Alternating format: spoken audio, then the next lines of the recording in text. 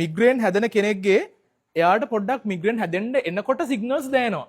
ඕක පටන් ගන්න නිකන් ඔයාලා දැකලා තියෙනවද අර පරණ ෆයිටර්ස්ලා ගාව තියෙනවා මෙහෙම බෝලයක් මේකේ උල් තියෙන්නේ. අර උල් තියෙනවා මේක යකඩ චේන් එකකින් අරගෙන ඕකෙන් දමදම ගහන්නේ දැකලා තියෙනවද? මෙන්න මේ වගේ එකක් නිකන් හිතන්නකෝ මේක පිම්බෙන්න පුළුවන් එකක් කියලා. බැලුම් බෝලයක් වගේ පිම්බෙන්න පුළුවන් එකක් කියලා. ඉස්සරලාම ඔයාට දැනෙනවා නිකන් ඔයාගේ හදවත ගැහෙන ස්පීඩ් එකත් එක්ක ඔයාගේ ඔළුව ඇතුලේ මොකක් හරි චුට්ට ලොකු වෙනවා කියලා. ඕක විනාඩි 10ක් 15ක් යනකොට ලොකු වෙලා නිකන් හිතන්න කබලේ බිත්ති වලට මේ කටු ටික හේතු වුණා කියලා. ඕන් දැන් ඔයාගේ ඔලු කට්ට ගානට මේක හේතු වෙලා තියෙන මේ උල් දැන් ඔලු කට්ට ඇනිලා තියෙන. දැන් මේ ඇනිලා තියෙනකොට ඔයා මෙහෙමම හිටියොත් ඔයාට ඉන්න පුළුවන්. චුට්ටක් හරි මෙහෙම හෙලුනොත් මොකද වෙන්නේ? මේ කූරු වලට ඔයාගේ ඔලු කට්ට සීරෙනවනේ. ඇතුලෙන් හිස් කබල සීරෙනවනේ. මොකද වෙන්නේ එතකොට? රීදෙනවා. මිග්‍රේන් හැදිච්ච එකෙක්ට මෙහෙමනම් මෙහෙම විතරයි. අය මේවා මොකුත් බෑ. කතා කරද්දි මේවා හෙලවෙනවනේ. රීදෙනවා ඉවස ගන්න බැරි වෙන්නේ. මිග්‍රේන් කියලා කියන්නේ අපේ මොලේ තියෙන පොඩි අවුලක්. අපේ මොලේට මේ ස්නායු ආවේග රීඩ් කරගන්න බැරි ප්‍රශ්නයක් තියෙන. ඊට පස්සේ ඔතනින් ඕක නතර වෙන්නේ නැහැ. ඒ කියන්නේ ඔයාගේ තියෙන හැම සංවේදනයක්ම මැක්සිමම් ලෙවල් එකකට වැඩි වෙලා ඔය තියෙන්නේ. හිතන්නකෝ ඔයාට එළියේ ඔයාට එහා පැත්තේ කෙනෙක් නිකන් හිමීට මුමුණ කතා කරනවා කියලා. ඒක ඔයාට ඇහෙන්න ඔයා කන ඇතුලේ කෝච්චියක් යනවා වගේ. මාර සද්දෙන් ඔයාට ඒක ඇහෙනවා.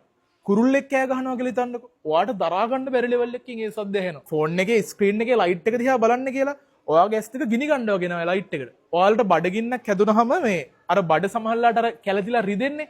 ඔයාට දැනෙනවා නිකන් බඩ ඇතුලේ සුනාමියක් යනවා වගේ. මේ සුනාමි රැල්ලක් බඩ ඇතුලේ එනවා වගේ ඔයාට දැනෙන්නේ. මේ මිග්‍රේන් දරා ගන්න බැරුව සමහරලාට ඒ කියන්නේ සමහරලාට අර ලයිට් එක වැඩි වෙලා ඔයා බ්ලයින්ඩ් වෙනවා වගේ. කියන්නේ ඔයාට මොකුත් පේන්නේ සුදු වෙලා යනවා. කැක්කුමක් විතරක් නෙවෙයි ඔයාගේ මුළු සර්වාංගෙම රිදෙනවා. ඒතර ඔය පේන් එක කොච්චර කල් තියෙනවද? සමහර වෙලාවට සමහර මිනිස්සුන්ගේ පැයක් විතර ඕක තියෙන්නේ. සමහර මිනිස්සුන්ගේ පැය 72ක් වෙන්න පුළුවන්. කියන්නේ දවස් දෙක තුන තියෙන උන් ඉන්නවා. ඔයාලා විශ්වාස කරනවා නම් විශ්වාස කරන්න මිනිස්සු සුයිසයිඩ් කරගන්නවා පේන් එක දරා ගන්න බැරුව. ඒ කියන්නේ හිතන්නකෝ ඒ වෙලාවට ඔයා මිග්‍රේන් පේෂන්ට් කෙනෙක් එක්ක කතා කරනවා කියලා ගිහිල්ලා දැන් මිග්‍රේන් තියෙන කෙනෙක්ගෙන් ඔයා ගිහින් අහනවා කියලා කියන්නකෝ ඔයාට මොකද දැනෙන්නේ කියලා. එයාට වචන හිතා ගන්න බෑ කතා කරන්න. එතන ටිකක්වත් ගලප ගන්න බෑ. ඒ තරම් පේන් එක වැඩි. හදිස්සි හරි මිග්‍රේන් හදුනොත් මොකද කරන්නේ? පෙනඩෝල් බිල් හරියනවද? පිස්සුද? පෙනඩෝල් වලට අඩු කරන්න බෑ මිග්‍රේන් වගේ එකක්. ඔයාලට මිග්‍රේන් හදුනොත් එහෙම දැනට ලෝකේ බෙහෙත් තියෙනවා. බෙහෙත් වලින් මිග්‍රේන් 100%ක් හොඳ කරන්න බෑ. මේක පරම්පරාවට එන්නේ. ප්‍රවේණිගත වෙන ලෙඩක්. මිග්‍රේන් පේෂන්ට් කෙනෙක් මට කතා කරලා තියෙනවා. ගෙදර ඔරලෝසුවේ අර ඔරලෝසු කාට ටක් ගාලා යනවනේ. ඒක දරා ගන්න බැරුව ඔරලෝසු පොළවේ ගැහුවා කිව්වා. ඒ ගානට මේක අමාරුයි. ඒ කියන්නේ මෙහෙම උනාට පස්සේ වැඩ කරන්න පුළුවන් හොඳම දේ තමයි ඇත්තටම කරුවල කාමරයකට ගිහිල්ලා සද්දබද්ද ඔක්කොම නැති කරලා දොයිය ගන්න තමයි තියෙන්නේ. නිදා ගන්න අමාරුයි. නිින්ද යන්නේ නැහැ. ඔයාලට මේකට ලොන්ග් ටර්ම් බෙහෙත් කරන්න වෙනවා. මිග්‍රේන් හැදෙන එක නතර කරගන්න ඔයාලට කරන්න පුළුවන් දේවල් තමයි අංක 1ට හරියට නිදියන්. ස්ලීපින් සර්කල් කඩා ගන්න. රෑ 10ට නිදා ගන්න ඕන. හැමදාම රෑ 10ට නිදා ගන්න ඕන. ඊට පස්සේ ලොකු ස්ට්‍රෙස් එකක් ඔළුවට ගන්න එපා. ඔයා කෑම කන බොන විදිය හරියට තිබ්බේ නැත්තම් ටක් ගාලා මිග්‍රේන් මොකද වෙන්නේ? වැඩි වෙනවා.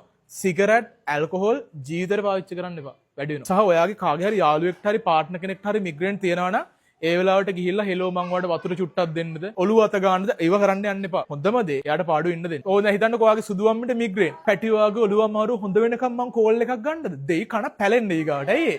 අර ඉයර් පීස් එකෙන් ඇහෙන සද්දේ දරා ගන්න බෑ. ලෝකේ ජනගහණයෙන් කොච්චරකට මිග්‍රේන් තියෙනවද? මට මතක විදිහට 3.5කට තියෙනවා.